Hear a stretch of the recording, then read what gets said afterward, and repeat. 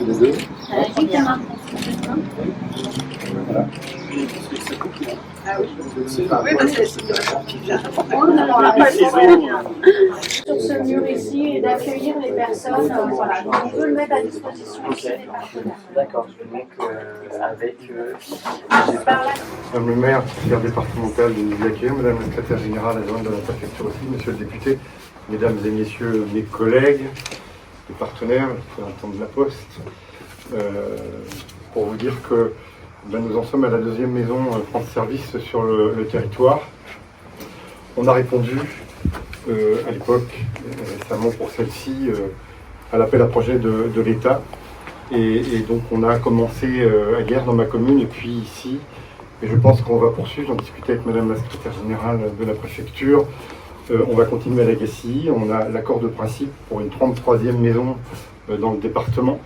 Maintenant, il faut qu'il y ait un audit, une labellisation officielle pour que nous mettions ça en œuvre dès le mois de septembre-octobre. L'idée, en tout cas, qui nous a préoccupés, nous les élus, c'était de pouvoir mettre à disposition, à proximité des usagers, un certain nombre de services. Bon, la Maison France Service, c'est faciliter l'accès aux démarches administratives, c'est aussi de faire court de la vulgarisation sur tout ce qui est l'apprentissage numérique, etc. Et plein de démarches administratives avec différents partenaires qu'on a qui vont des finances publiques à la MSA, à la Caisse nationale d'assurance maladie. Donc l'idée c'était bien de, ici, nous sommes à l'ouest de notre territoire, à Guerre nous sommes à l'est, et il ne manquait plus que le sud un petit peu pour que les personnes soient traitées de façon équitable sur le territoire. Et donc on sera, je le disais tout à l'heure, opérationnel sans doute même sûrement au mois d'octobre. Donc on a répondu au cahier des charges qui nous était proposé, à savoir qu'il nous fallait des locaux naturellement, et puis du personnel. Il fallait 2 personnes obligatoirement, ce qu'on a fait aussi. Donc avec une charge, grosso modo, chaque maison des services nous coûte 100, 110, 120 000 euros. On a une participation de l'État progressive là, qui intervient et qui sera à hauteur de 50 000 euros bientôt. Mais n'empêche que c'est un effort qu'on fait. On est qualifié d'être une structure de service et on fait un effort puisqu'on contribue à ce dispositif en souhaitant, Madame la secrétaire générale, que la participation de l'État, si elle n'augmente pas, au moins qu'elle soit maintenue, parce qu'on est très attaché à ce que ce soit une démarche partagée. Ici, la particularité, je parle devant Monsieur le directeur de la Poste, il y a une agence aussi intercommunale postale. Donc il y a une forme de guichet unique finalement assez large. Et je trouve que c'est intéressant au cœur du centre-bourg de Serran. Donc je trouve que c'est très bien. C'est le cas aussi à Guerre, ce sera le cas aussi à l'Agassi quand ce sera installé. Je vais vous donner juste quelques chiffres qu'on m'a communiqués qui sont depuis l'ouverture ici, donc ça a été ouvert en juillet 2022 dans d'autres locaux parce qu'il y a eu, c'est magnifique, une belle rénovation qui a été faite ici. Et donc là, on donne les chiffres depuis l'ouverture de juillet. 3460 accompagnements avec une moyenne de 13 accompagnements par jour, quand même important, dont 7 entretiens individuels. Depuis l'ouverture dans les nouveaux locaux qui est intervenu le 14 février, 296 accompagnements avec une moyenne de 11 accompagnements par jour, dont 197 nécessitant un accompagnement individuel.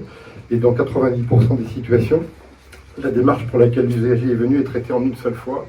Donc ça veut dire qu'il y a des réponses de qualité qui sont proposées. Il y a aussi des espaces libres accès, on en parlait tout à l'heure, libre accès sur des ordinateurs. Il y a aussi des permanences qui sont tenues dans 9 communes autour en fonction des besoins. Il y a naturellement, je le disais tout à l'heure, ici des permanences de partenaires. Donc ça veut dire qu'il y a un service de proximité. Je pense à la représentante de la maison d'accès au droit là, qui est là.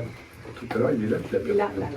Donc je vous annonce aussi que nous avons augmenté la subvention et dans les termes que vous souhaitiez, puisqu'il était raisonnable depuis 2016, mais ça c'est un partenaire aussi important qui évite des fois d'autres démarches plus contentieuses au tribunal, parce que vous déblayez vraiment, et merci le terrain.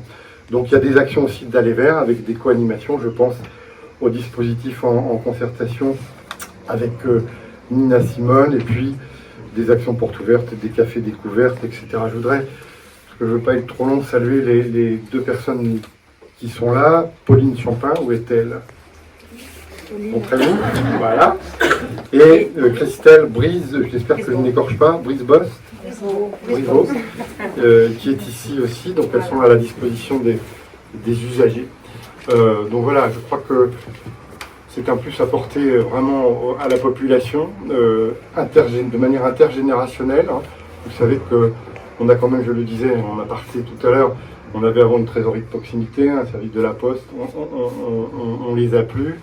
Donc des gens sont un peu perdus, notamment en matière d'accès au numérique. Nous-mêmes, collectivités désormais, relevons d'une structure de finances publiques qui est à Pontivy. Donc la relation, il faut que tout ça se mette en marche, mais c'est un peu compliqué. Donc on supplée, et je trouve que c'est très bien en collaboration avec les services de l'État. Alors remercier, parce que j'avais noté ça aussi dans un point quand même, donc vous, madame la secrétaire générale et monsieur le préfet, monsieur le secrétaire général, qui nous a beaucoup aidé. On l'a dit aussi tout à l'heure en aparté, notamment, il nous avait fait l'annonce à l'Agassi que c'était OK quand on a inauguré la Maison Bleue.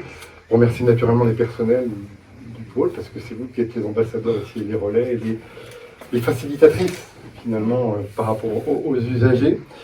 Tous les autres personnels aussi, je pense à Hélène et tout le service et la communication qui ont travaillé en amont pour préparer, mettre tout ça en place, et ça s'est bien passé. Pas directement concerné, mais les artisans qui ont fait ce magnifique bâtiment, et puis continuer à poursuivre notre partenariat avec la Poste, parce que ça nous permet d'atténuer nos charges, d'une part, et d'autre part de mutualiser d'une certaine façon et les équipements et les personnels. Et enfin, un grand merci aussi à la maire de Serran et à la commune, puisque elle nous met à disposition ses locaux gratuitement. On ne paye que les fluides. C'est ce qui se passe dans toutes les communes où il y a un service communautaire dans un bâtiment communal. C'est une règle qu'on a adoptée de manière depuis déjà un certain temps, et donc merci, c'est très bien, et on a des locaux magnifiques. Voilà ce que je voulais vous dire brièvement, et souhaiter plein succès à cet équipement, et remercier une nouvelle fois les collaborateurs qui sont là à disposition de ces services, et aussi tous les partenaires. Je peux vous les citer quand même parce que c'est intéressant. La Direction Générale des Finances Publiques, la CAF, la Caisse Nationale d'Assurance Vieillesse, l'Agence Nationale des Titres Sécurisés, France Travail, la MSA, le ministère de la Justice, la Poste, comme on l'a indiqué tout à l'heure. Donc c'est un certain nombre de partenaires qui permettent, j'espère, d'apporter des réponses de qualité, de proximité et justes pour tous les usagers. Voilà, je vous remercie de votre attention. Et je vais passer la parole à madame le maire, conseillère départementale. Merci.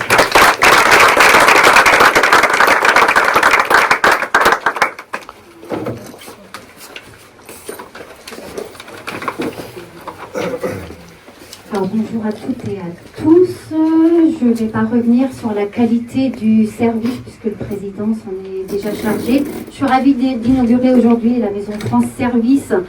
C'est un véritable atout pour Serran et sa population, mais aussi pour celle des communes aux alentours.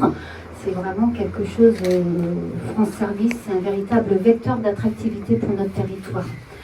Avant de nous attarder sur les travaux réalisés, puisque moi je suis en tant que maire, là je vais parler plus de l'aménagement qui a pu être fait pour accueillir le service communautaire.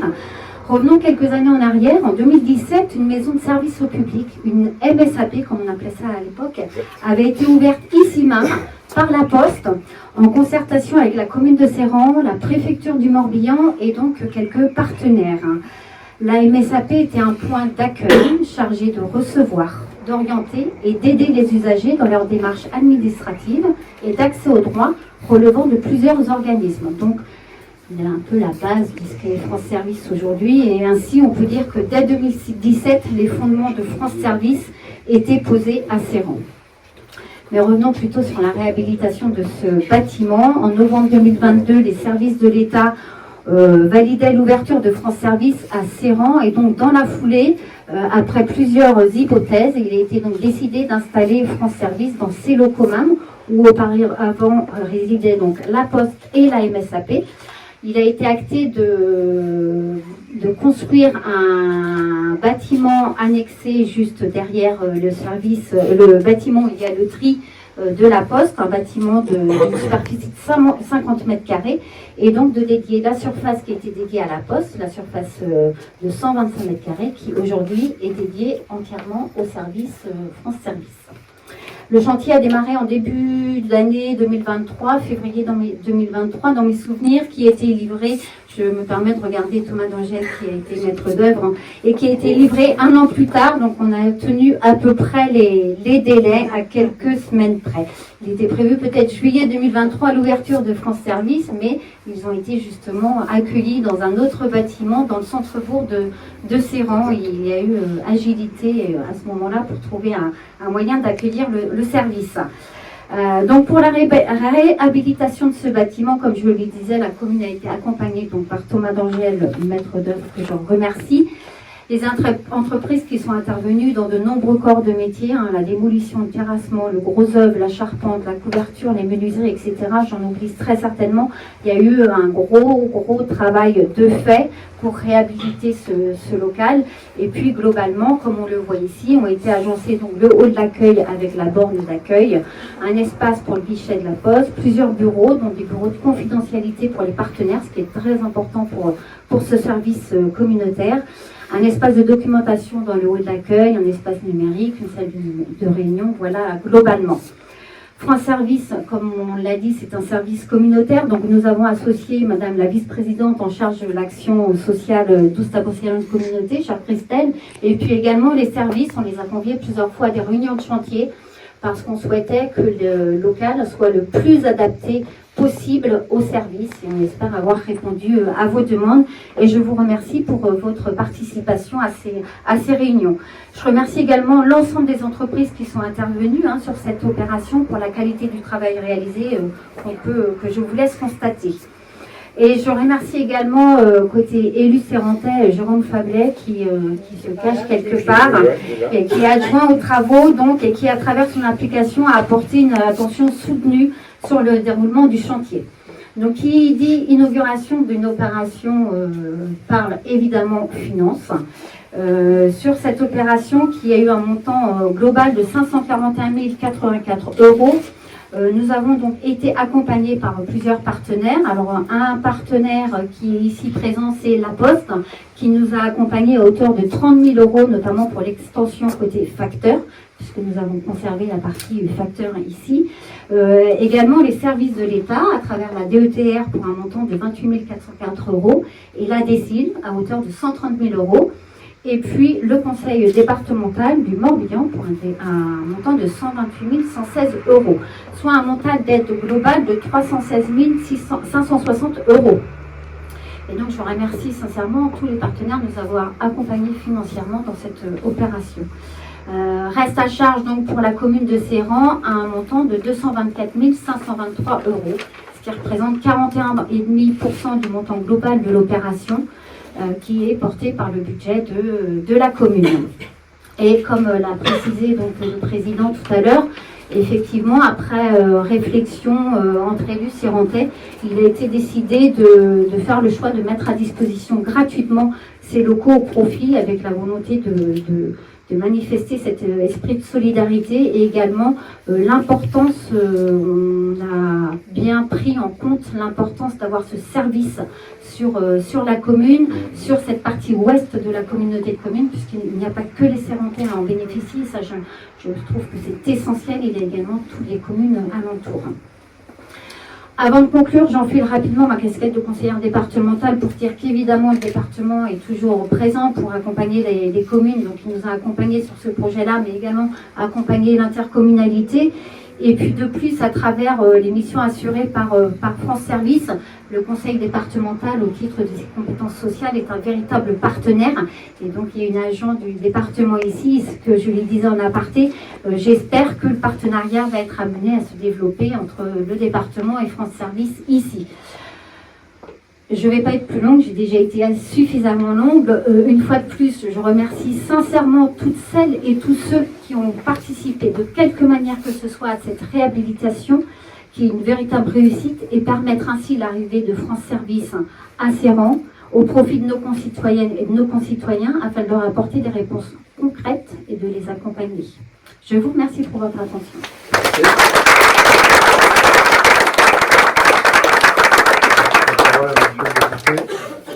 ne sais pas si j'ai vraiment besoin d'un... Si tu veux.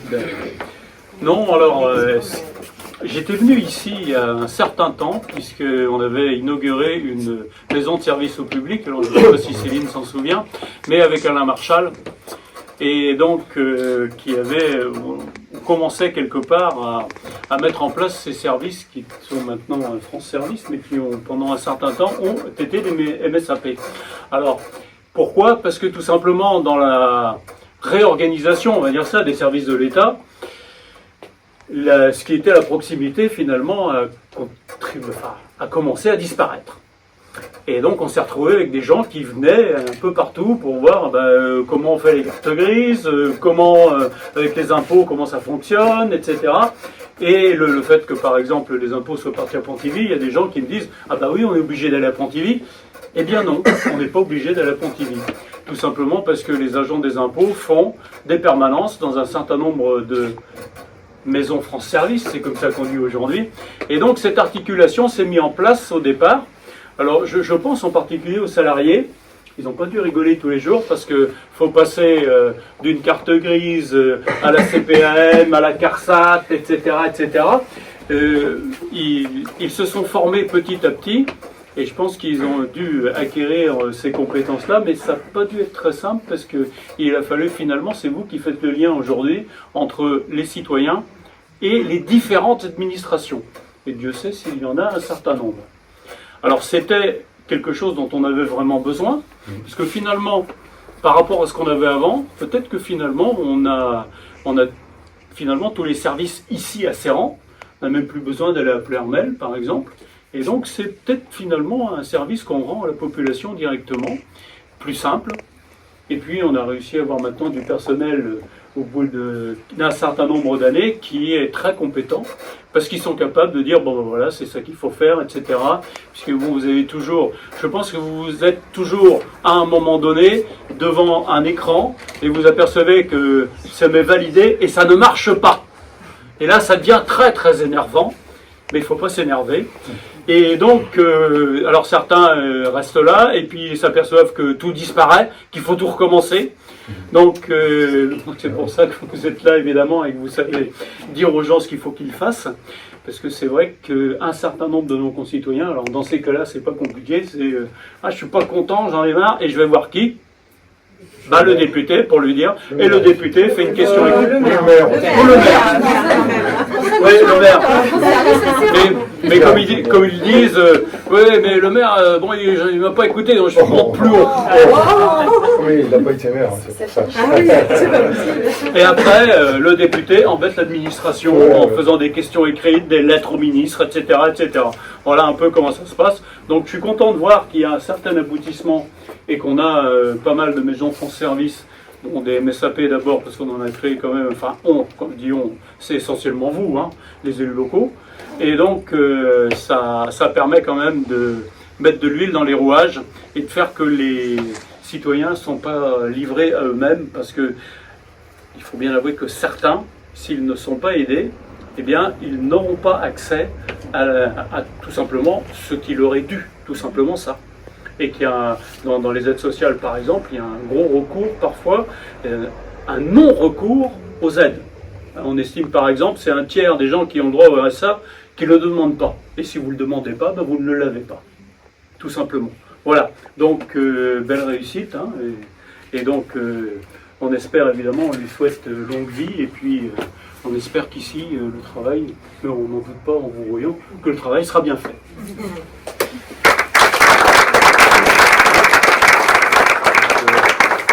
Madame la secrétaire générale adjointe de la préfecture, qui représente Monsieur le Préfet, qui n'a pas pu venir parce qu'il a dû satisfaire à d'autres obligations. Je vous remercie. Merci beaucoup. Ça fonctionne très bien.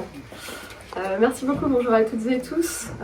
Madame la maire, monsieur le député, monsieur le président d'Oustave-Roussillon Communauté, madame la vice-présidente d'Oustave-Roussillon Communauté, mesdames et messieurs, je tiens d'abord à vous faire part de mon plaisir d'être ici aujourd'hui au nom de monsieur le préfet Pascal Bollot, qui effectivement est retenu par d'autres obligations. L'inauguration d'un nouvel espace France Service est toujours pour nous quelque chose de un peu émouvant parce que ça figure une avancée concrète pour nos concitoyens dont on ne peut que se réjouir. S'agissant de la France Service dont on parle aujourd'hui, j'ai bien compris qu'il s'agit là de retrouvailles puisque les locaux d'origine désormais rénovés, désormais rénovés après un déménagement temporaire dans un cabinet médical. À présent, les Sérentais, mais aussi les habitants des communes avoisinantes, peuvent profiter de locaux plus spacieux et plus lumineux pour réaliser les démarches. Vous l'avez dit, Monsieur le Président, l'espace France Service qui est ici aujourd'hui à Séran, c'est le deuxième espace France Service du territoire d'Oust-Avre-Océan de Communauté. Peut-être qu'on en aura prochainement un troisième, on l'espère tous.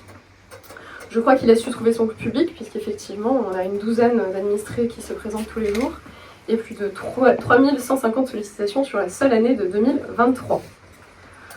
Vous le savez, pour le gouvernement, le fait de rendre les services publics plus humains, plus accessibles, c'est vraiment une préoccupation forte. C'est la raison pour laquelle le président de la République, en 2019, avait demandé la mise en place de ce réseau France Service à moins de 30 minutes de chaque citoyen. Dans le Morbihan, je peux dire que le défi est réussi, puisque nous avons aujourd'hui pas moins de 32 espaces France Service qui maillent l'intégralité du territoire morbihanais, en prenant en compte ses spécificités, qu'elles soient rurales, qu'elles soient urbaines, avec les bus itinérants qui se déplacent dans les quartiers de la politique de la ville, les quartiers prioritaires de la politique de la ville, mais également des France Service multisites qui font donc des permanences, y compris sur les îles, et qui permettent, sur les îles, les habitants des îles sont aussi souvent assez éloignés des services publics. Ce que l'on observe dans le département, c'est que bien sûr les France Service connaissent une dynamique importante, c'est un franc succès. On a une hausse du nombre d'accompagnements, mais également une satisfaction des concitoyens, puisque à 95% ils se disent satisfaits de l'accompagnement qu'on leur donne. Je pense que c'est vraiment un satisfecit collectif. Je voulais vous dire aussi que la montée en puissance de ce dispositif s'est accompagnée d'un certain nombre de nouveautés en 2024. Tout d'abord, l'élargissement du bouquet de services, avec l'arrivée de 2 nouveaux opérateurs, que sont l'ANA pour MaPrimeAdapt et MaPrimeRénov', mais également le ministère de la Transition écologique pour apporter des informations relatives au chèque énergie, chèque qui bénéficie à plusieurs millions de Français. Du coup, on voit qu'on est face à des enjeux qui sont tout à fait essentiels, et pour continuer à soutenir et pour matérialiser son soutien fort dans la durée, l'État a fait des annonces importantes, structurantes. Tout d'abord sur le plan de la qualité du service rendu, l'État accompagne et finance la formation des agents polyvalents, dont la durée de formation initiale est passée de 3 à 6 jours cette année. J'en profite pour vraiment saluer le travail qui est fait par les conseillers et les conseillères France Service, parce que vraiment, c'est pas facile au quotidien. On sait qu'on a des administrés qui sont parfois exigeants, et donc du coup, c'est vraiment ces personnes-là qui offrent un visage humain au service public, au cœur de nos territoires, et je veux vraiment les remercier. Des mesures importantes ont également été prises pour structurer notre réseau, puisqu'on bénéficie depuis cette année, donc depuis janvier 2024, d'une animatrice départementale des réseaux France Service qui travaille à temps plein et qui fait vraiment un travail de qualité auprès de tous les conseillers et des opérateurs partenaires. L'État, enfin, a pris des engagements forts sur le volet financier pour accompagner les collectivités et les porteurs de projets dans la durée. Pour matérialiser cette volonté, vous l'avez dit, Monsieur le Président, on est passé d'une dotation annuelle de fonctionnement qui passe de 30 000 € à 50 000 € progressivement jusqu'à 2026, avec des premiers résultats cette année pour une subvention de 40 000 pardon. 4 000, c'est pas beaucoup. Hein.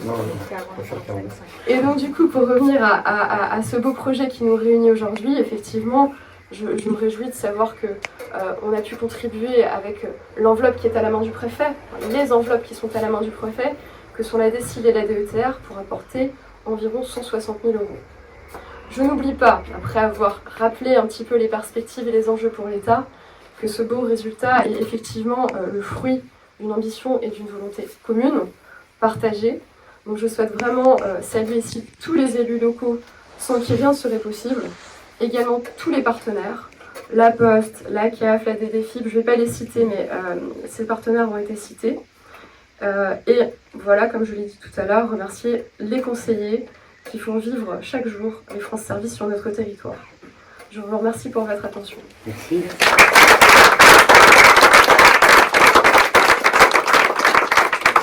Je crois qu'on va poursuivre une petite visite et ensuite on se retrouve ici pour partager un